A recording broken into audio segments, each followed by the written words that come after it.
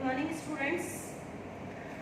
आज हमारा रिस्क का चैप्टर चल रहा है, उसमें मैं आज आपको जो कॉन्सेप्ट एक्सप्लेन करने वाली हूँ वो है characteristics regression line. Characteristic regression line CRL, ये क्या होता है?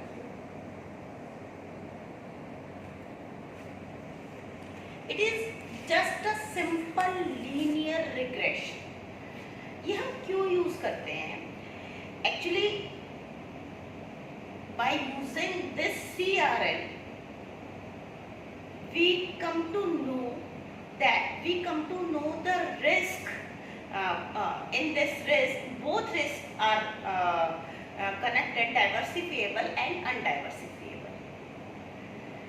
और हमें ये पता करना होता है कि जो मार्केट का इंडेक्स है, अगर मार्केट का इंडेक्स अप एंड डाउन जा रहा है तो उसका कितना इफेक्ट हमारे पर्टिकुलर स्टॉक पर पड़ता है।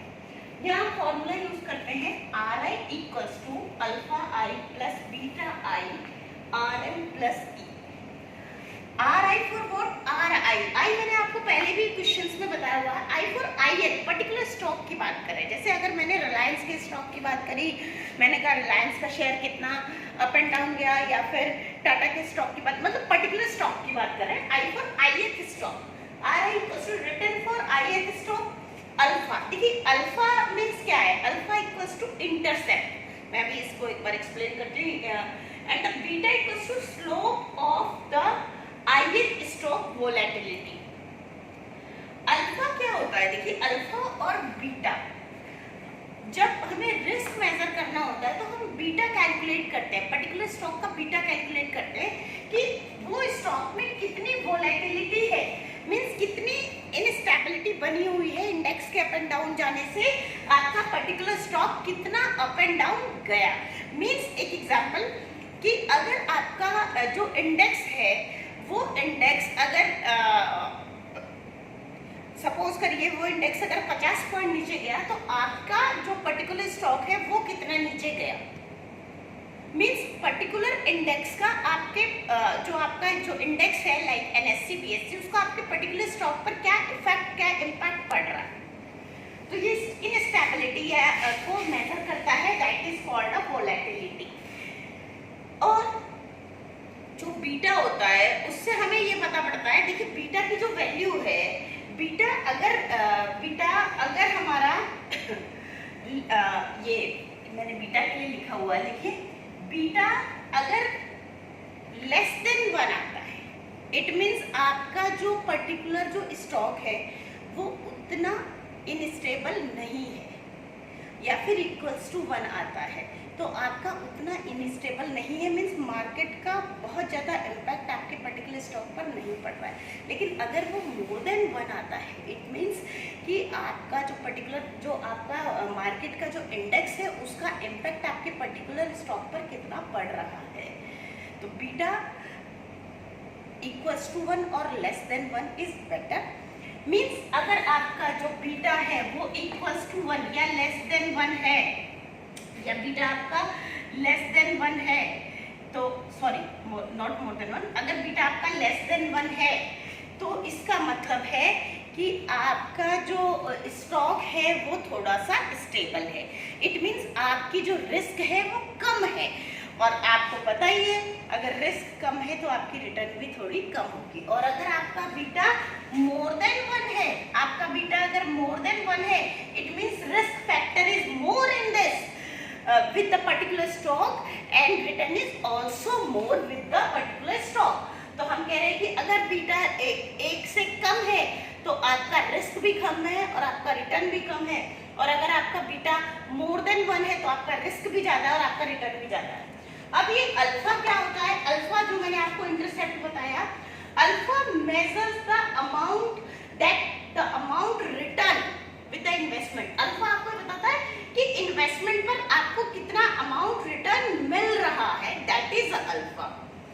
अब देखिए एक क्वेश्चन आपको दिया हुआ है, ये कह रहा है कुछ डेट्स हैं और आपको पर्टिकुलर मार्केट का NSE का, नेशनल स्टॉक एक्सचेंज का आपको इंडेक्स गिवन है, और साथ ही आपको इन्होंने बजाज ऑटो के रेट्स दे रखे हैं।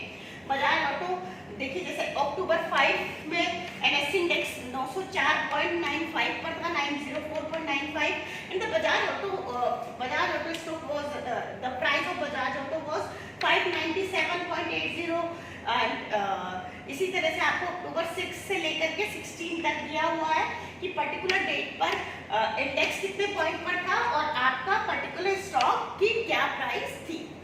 अब देखिए आपको लास्ट में कहता है कैलकुलेट अल्फा एंड बीटा, आपको पर्टिकुलर स्टॉक के लिए अल्फा एंड बीटा को कैलकुलेट करना है। देखिए अब हम क्या करना है, अल्फा और बीटा को कैलकुलेट करना है हमें। तो सबसे पहले मुझे अल्फा और बीटा के फॉर्मूला पता होने चाहिए कि अल्फा और बीटा का फॉर्मूला क्या है। देखिए बीटा कैलकुलेट करने के लिए हमारा जो फॉर्मूला है that is a beta equals to n summation xy minus summation x summation y divided by n summation x square minus summation x का square. This is the formula of beta. अब हमको beta को calculate करना है। देखिए और इसके लिए मुझे क्या क्या चीजें चाहिए होती है हमको। देखिए एक आपको यहाँ पर जो आपको x निकालना है, what is this x and what is this y। देखिए ये जो x हमें बता रहा है ये क्या है। देखिए यहाँ पर हमको ये जो x है दैट इज अ रिटर्न। हमें सबसे पहले ये जो x बता रहा है, देखिए ये रिटर्न है और रिटर्न है किसका, इंडेक्स का, और जो y है ये रिटर्न है आपका पर्टिकुलर स्टॉक का। तो एक फॉर्मूला हम लिखते हैं index return and stock return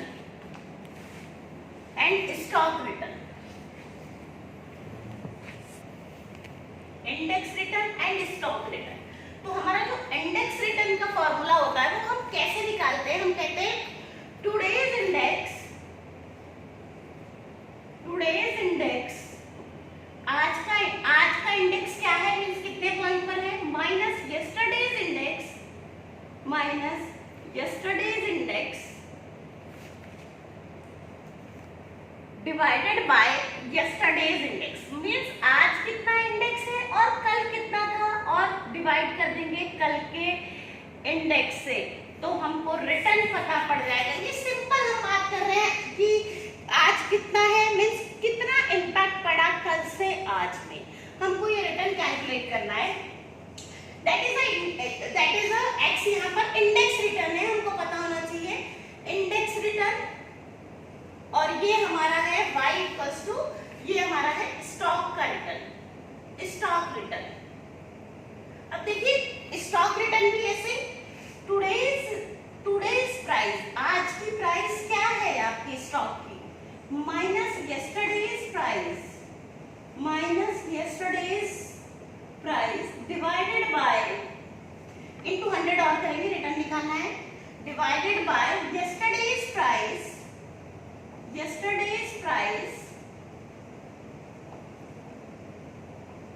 into 100।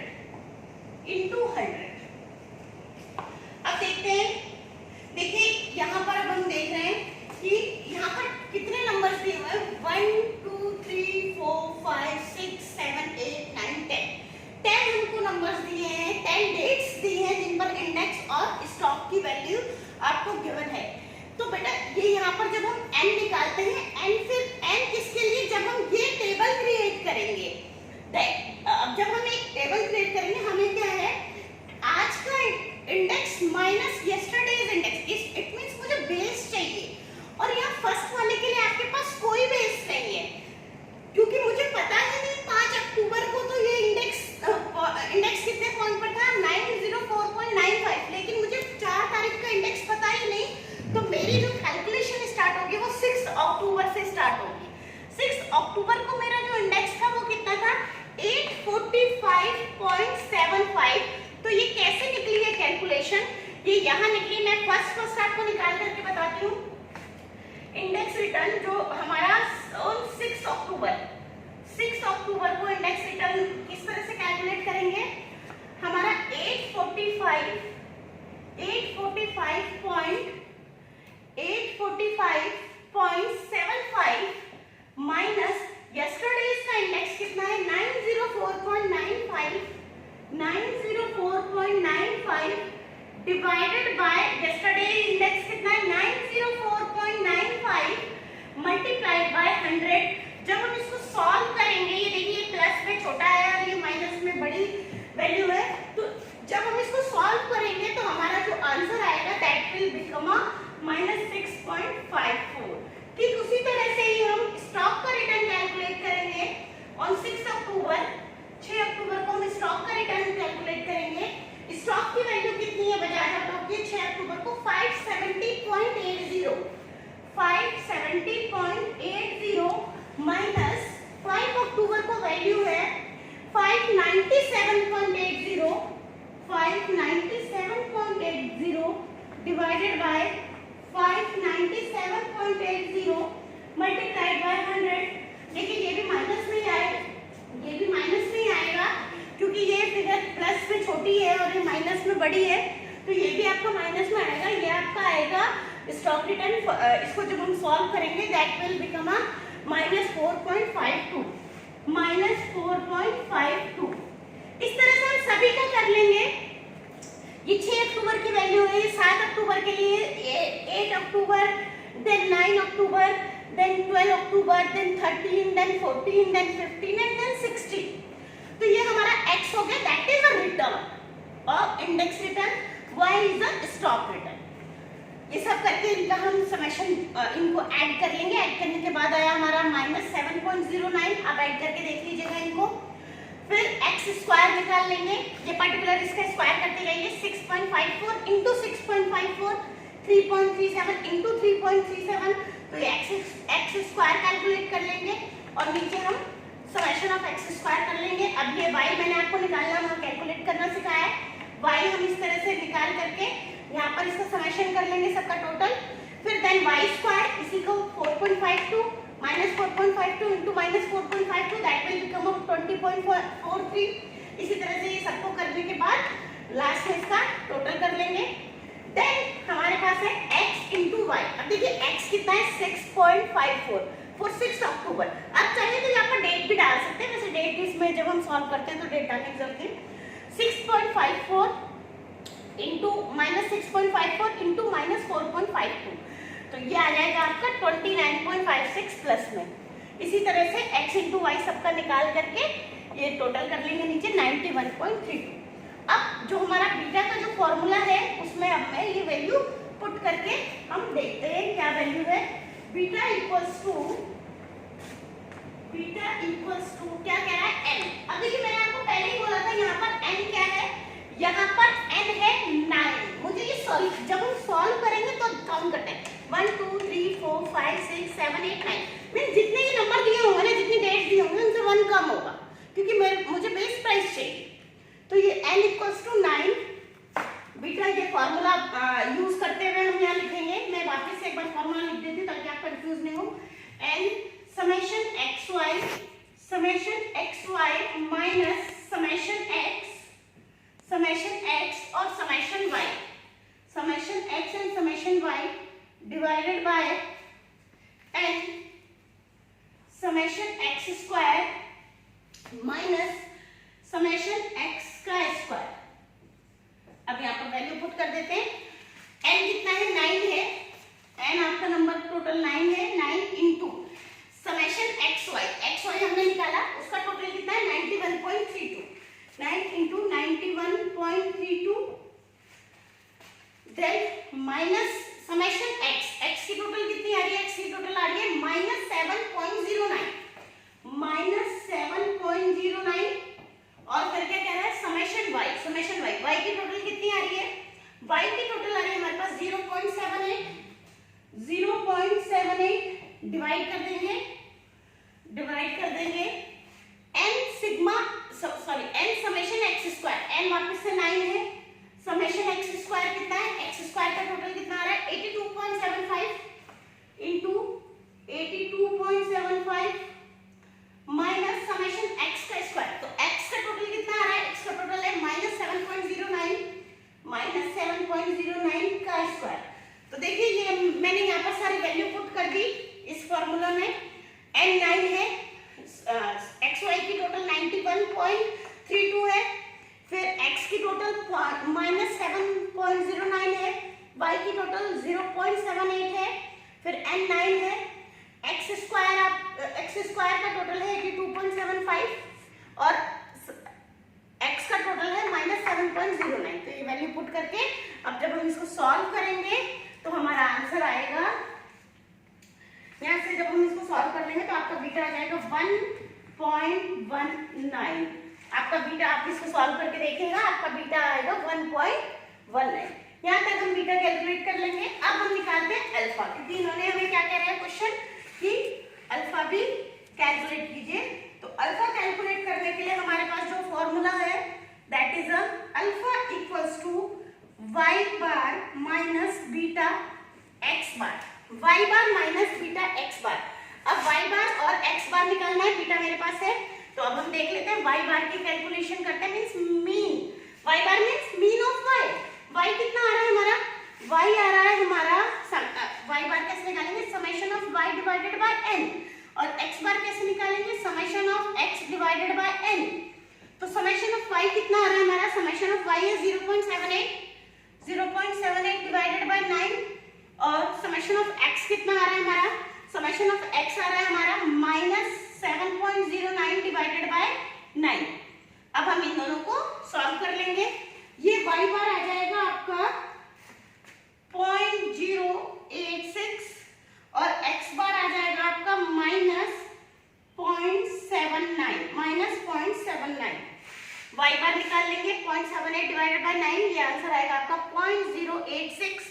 x बार निकाल लेंगे, माइनस है, माइनस में ही रहेगा ये, -0.79। अब हम यहाँ पर ये वैल्यू पुट कर देंगे। अल्फा इक्वल्स टू y बार कितना आया 0.086 माइनस बीटा कितना कैलकुलेट किया था 1.19 इंटू x बार कितना है -0.79। अब जब हम इसको कैलकुलेट कर लेंगे तो हमारा जो अल्फा आएगा that will be 1.02। The question is over. देखिए मैं आपको एक बार वापस से बता देती हूँ, CRL बेस है, इससे हमें अल्फा और बीटा कैलकुलेट करते हैं। अल्फा हमें बताता है कि आपका जो स्टॉक है पर्टिकुलर वो कितना इनस्टेबल है, मींस उस स्टॉक का पर्टिकुलर इंडेक्स, वो जो आपका जो इंडेक्स है उसका आपके पर्टिकुलर स्टॉक पर क्या इम्पैक्ट पड़ रहा है। और अल्फा आपको बताता है आपको कितना रिटर्न मिलेगा, जो अमाउंट आपने इन्वेस्ट किया है उस इन्वेस्टेड अमाउंट पर आपको कितना रिटर्न मिलेगा। और ये निकालने के लिए और RM return of index RM हम डिनोट करते हैं इंडेक्स के रिटर्न को। ये जो यहाँ पर x है ना, आप यहाँ पर ये क्या है RM इंडेक्स ऑफ रिटर्न, और RI हम डिनोट करते हैं पर्टिकुलर स्टॉक के रिटर्न को। तो RI आप यहाँ पर नाम दे दीजिए ताकि आप कंफ्यूज ना हो। तो हमें कुछ डेट्स दी हैं और उन डेट्स पर हमको पर्टिकुलर NSE इंडेक्स कितने पॉइंट पर था और आपको बजाज ऑटो की प्राइस क्या थी पर्टिकुलर डेट्स पर, और आपको नीचे कहता है calculate alpha and beta. Alpha and beta calculate करने के लिए सबसे पहले हमने देखा कि बीटा का फॉर्मूला, देखिए बीटा अल्फा पहले इसलिए नहीं निकाला मैंने क्योंकि अल्फा के लिए मुझे बीटा चाहिए, ठीक है। तो अल्फा का फॉर्मूला होता है y बार मीन्स मीन, y का मीन माइनस बीटा x बार मीन्स x का मीन, और उसके लिए मुझे चाहिए बीटा। तो सबसे पहले बीटा कैलकुलेट किया हमने। बीटा का फॉर्मूला है n summation xy, x for what, x for index return, y for what, y for stock return, and summation of x summation of y divided by n summation x square minus summation x का square. अब देखिए मैंने आपको यहाँ बताया कि जो return है वो कैसे निकलता है। इंडेक्स रिटर्न के लिए फॉर्मूला यूज करेंगे today's index minus yesterday's index divided by yesterday's index into 100, और ठीक उसी तरह से हम स्टॉक रिटर्न में today's price minus yesterday's price divided by yesterday's price into 100 use करके हम ये रिटर्न कैलकुलेट कर लेंगे। बस एक बार ये आ गया, देखिए वो 10 मुझे ये जो वैल्यू है ये वैल्यू 6 अक्टूबर को है, 6 अक्टूबर को है, क्योंकि मेरे पास 5 के लिए बेस नहीं है, मुझे 5 के लिए पता नहीं था कि हमें क्वेश्चन में गिवन ही नहीं है कि 4 तारीख को क्या वैल्यू है, इसलिए हमने इसको 6 तारीख से कैलकुलेट किया।